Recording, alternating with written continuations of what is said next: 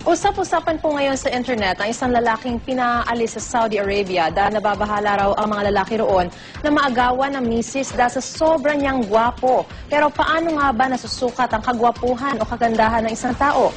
Alamin sa balitang hatid ni Dano Tingkungko.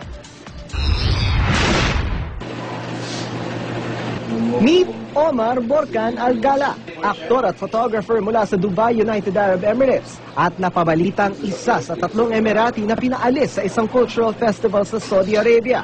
Ang dahilan, ang sobra raw niyang kagwapuhan na pinangangambahang makaakit ng mga babae sa festival. Agree kaya mga kababayan natin sa hatol ng Saudi authorities sa kapugian ni Omar? Napakagwapo niya. Mukha naman siyang hindi mukha siyang hindi threat sa Saudi. Gwapo. Bakit? Bakit gwapo? Lalaki, di mo bigote, tsaka yung di mo bigote niya, mata niya. Oh.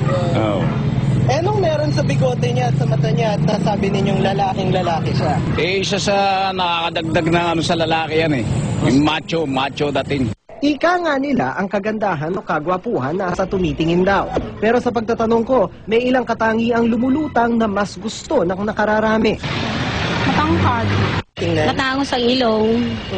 Mistiso, tsaka maganda yung lips, red lips. Matangos yung ilong, kasi medyo singkit yung mata, maputi. Ako pag tumingin ako sa babae, legs. Huwag nang magtaka dahil ayon sa mga eksperto, may siyentipikong sukatan daw ang kagandahan. Ang golden ratio mula sa numerong 1.618 sa Fibonacci sequence. Makikita raw ito sa iba't ibang magagandang bagay sa mundo, pati na sa mukha ng tao. Yung sasabi lang na proportional yung itsura, pantay-pantay yung mata, yung ilong sa bibig.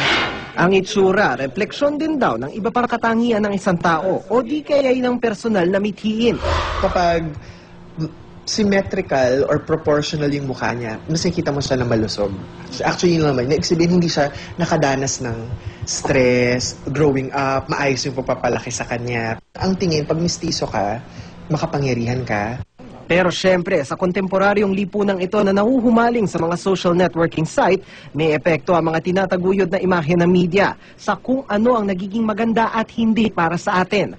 Bukod dyan, ang kaganda ay hindi sa mukha lang dahil ang ugali nakakaapekto rin sa kung paano tayo tingnan ng iba.